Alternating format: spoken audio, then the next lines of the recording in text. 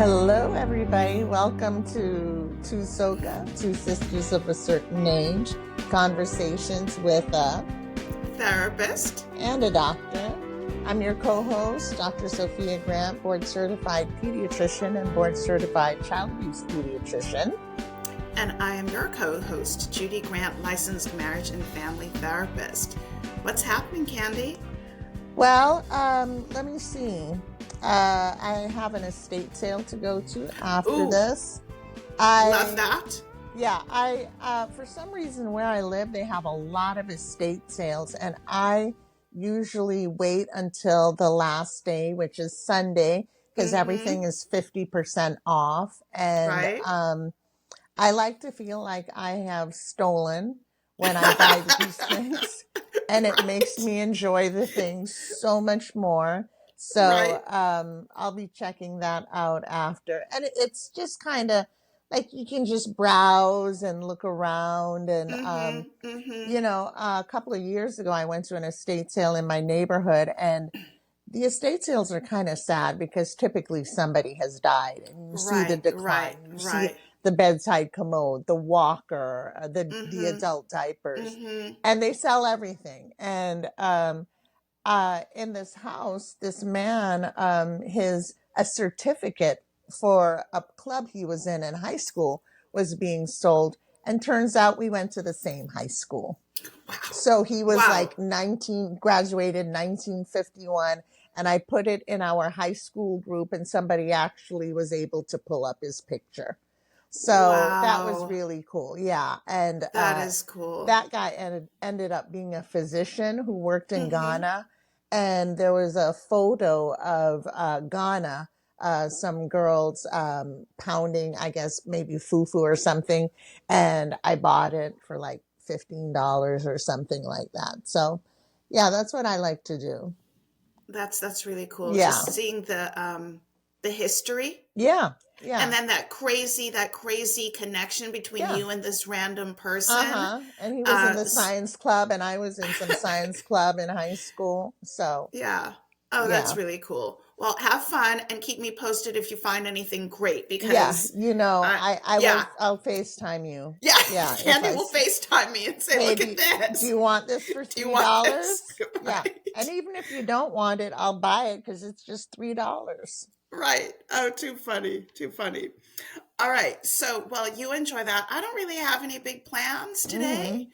My big thing on my agenda is I've got grading to do. Right. So it's a time of year that I've got grading for school, which takes me a minute. And then my excitement is washing my hair later. Okay. All right. Well, good for you. I did that Friday. So that's what I got going on today. We're two wild and crazy girls. Right. Okay. So we weren't really sure what we wanted to talk about today for our episode. And then we thought about Reddit. It was suggested that we take a look at Reddit. And we did this some months ago in our previous season. And we thought, let's take another look at some Reddit stories and see what they have to say and see how we can approach those questions, those issues from a medical and therapeutic lens. So if you will, I'm going to start with codename Sailor Earth writes in, my therapist went full conspiracy MAGA. My therapist started believing in conspiracies shortly before this election. He actually bought those horse tranquilizer pills Trump made famous during the pandemic and took one in front of me, all caps. He's gone full MAGA and has blinders on to everything in the world. He actually thinks the end of Roe v. Wade is a meme and not real life. So, what are your first impressions about that? First thing is, it's always okay to leave your therapist. If you find that your therapist is not meeting your needs, leave. And I have left many therapists when they were unable to meet my needs. And this is something that I've spoken about in other episodes, in other podcasts. And I'm thinking about my son. I have a couple stories about my son. My son works in an office that is mostly women. So he was talking to his therapist about communication with women and how he should approach talking to women and things like that in the workplace. And he had had a good relationship with his therapist until that point. It was a Hispanic male in his 30s. And the man said, I don't know, man. They're all crazy. I can't help you there. And Boogie at that point was like, I don't think that's what he should have said. Right. So he Right. left that guy, and then, in his journey, he found a black woman who he thought would just be perfect, and then Boogie was talking to the woman about his issues, and the woman started crying.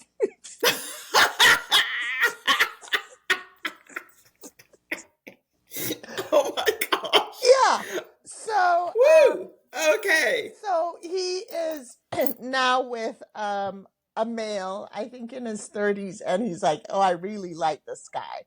And Okay. so, I mean, if your therapist isn't working out for you, always feel free to find somebody else. Yeah, and going back to the Reddit, specifically about this post, going full MAGA, conspiracy theories, I think it's important to recognize, like, you don't know the values and the beliefs of that person that's sitting across from you. Right.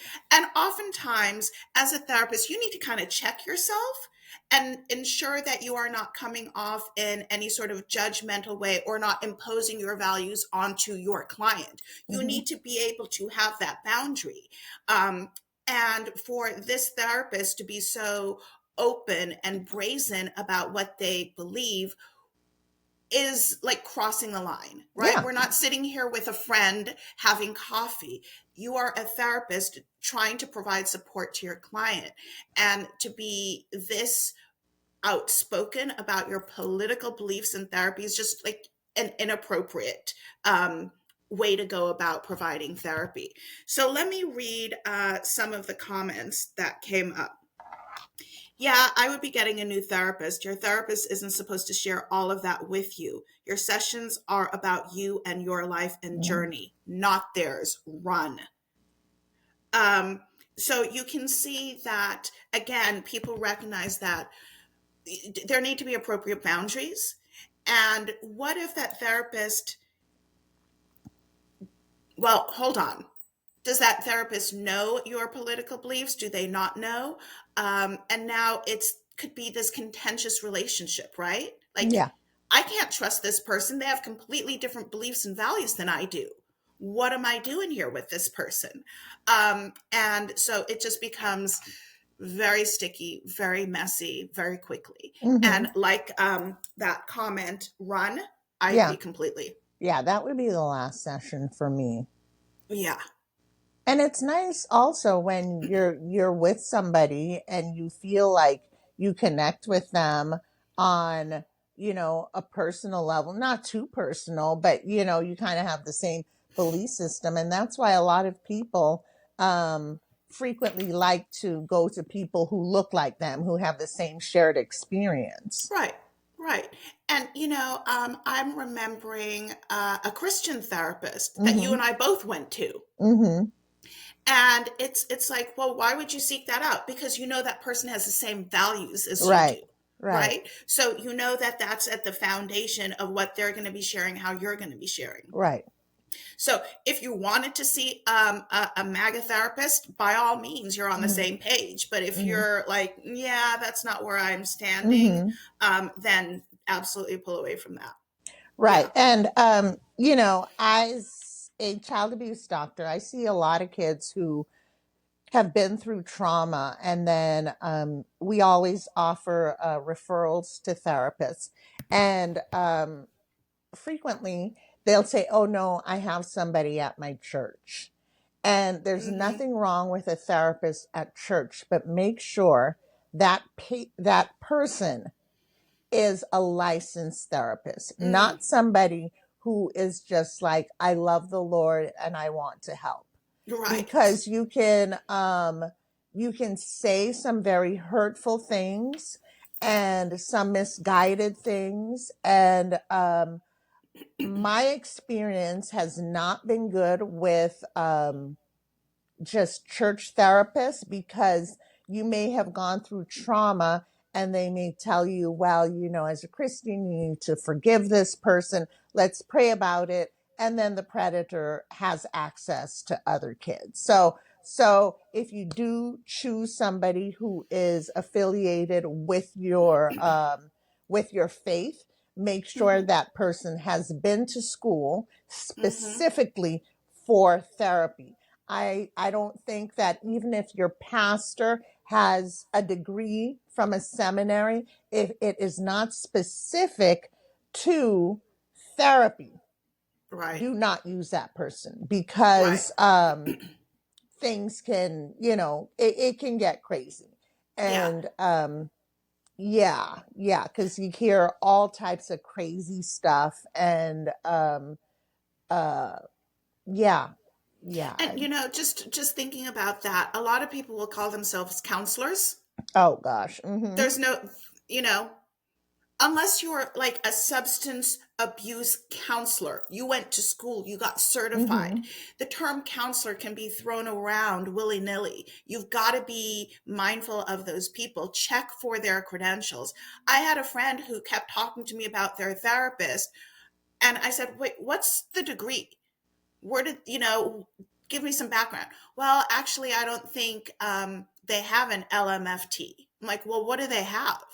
I'm like, that's not a therapist. Right. And I saw it because in the examples they were providing were so like not very therapeutic. Right. And this is not an effort to be elitist. It's an effort to get the person that you need. For Right. instance, I'm a physician. If I wanted to, I could start injecting people with Botox. My license says I can. Am I the right person? Do I have that train? No, I do not. Mm-hmm. So Mm-hmm. make sure you go to the person with a specific training for what you need. Yeah. Yeah. Although Candy, it might be helpful if you got that training because I've got this 11 here that we Yeah, could yeah. that we I, could I work need to on. inject on myself too. Plastic surgery in the kitchen, you Right. know? Yeah. Yeah. Okay. All right. That's good. All right. So another Reddit post from user new-care-745. After 2.5 months of keeping this secret, I told my therapist I was attracted to her. It went so well, and she actually told me the feeling was Oh, mutual. sweet Jesus. Holy smokes. Oh my Okay, God. wait a second. Okay, I have to preface this by saying I only read the title, so okay. I'm intrigued. What's happening? The feeling was mutual. We terminated future sessions and are getting married. Wait a second. JK, LOL. No, I told her. Her response was she felt flattered, neutral, and curious. Typical therapist response. Okay, good. Ugh. I feel so much better, and I feel it will make it easier to open up to her. A little part of me still wishes and wonders what that potential possibility of us being together would be.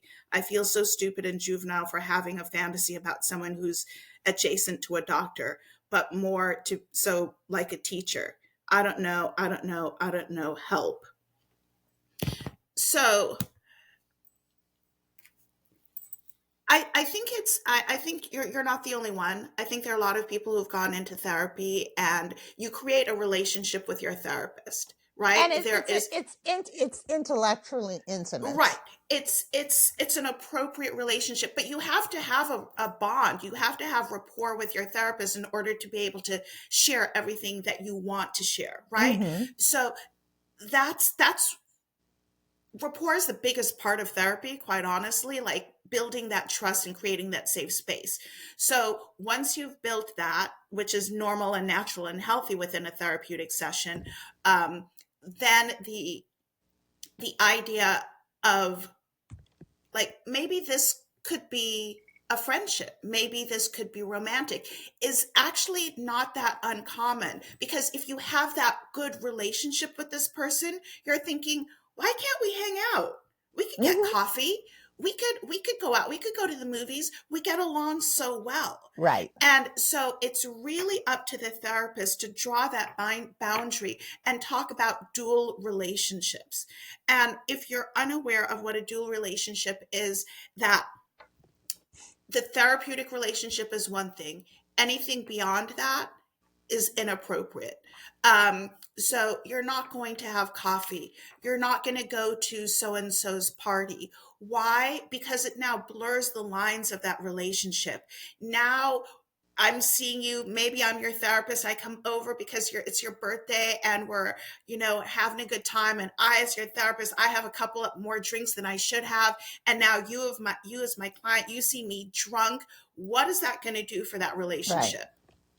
You know? So I feel like I get where you can become attracted to, but you also have to recognize that it's a business relationship, and it needs to stay there, not only for your mental health and well-being, but also for the therapist to work within their parameters ethically and legally. Yeah. It's never okay to have a romantic relationship with somebody who you're treating medically, therapy. It's never okay. Mm-hmm. Um, Mm-hmm. yeah. Some of my classmates from medical school have lost their Mm. licenses Mm-mm. because Mm-hmm. they became sexually involved with their patients. Yeah. And I have to say, looking back, I'm not surprised because these guys they were just these creepy guys. So not really surprised, but it's never okay. Um, Even it's not a good idea for doctors to see their family members either. Right. Um, Right. Mm-hmm. They lose um, objectivity. yeah, I could look at something creepy on a regular person who I don't know. If it's on my kids, I get weak in the knees and feel sick. Right. But I do see plastic surgeons operating on their family members. And I wonder how that is, maybe because it's a cosmetic procedure and not a heart Mm-hmm. transplant. Mm-hmm. But I imagine if something goes sideways, issues could arise. But yeah, you just never ever want to have that cross that line. Yeah. Years ago, I worked at a clinic in the community, and one time I was at TJ Maxx and I was looking at underwear. And one of my patients' fathers came up to me. Oh my Doctor, God. es que Emmanuel todavía tiene diarrea. Like he was saying, their son still has diarrhea as I'm holding up a panty. You know, that was too close for comfort. Right. It's different when I used to run into them in the supermarket, and I liked feeling part of the community. But when I was purchasing intimate apparel, it Right. made it a little bit just uncomfortable. Right, right, right. And I have definitely run into my clients, or I've seen my clients out and Mm-hmm. about, and I will never approach a client because I'm not going to give away any sort of confidentiality, right? Mm-hmm. For I approach and then people are like, "Who's that person?" Mm-hmm. So if I see a client out and about, if they approach me, I'm fine. Mm-hmm. Hopefully not with a panty in my hand. Yeah. Yeah. Um, but I'm not going to impose into their space when we're Mm-hmm. out. So, and I have had clients like, holler out to me and we stop and we chat, we check in.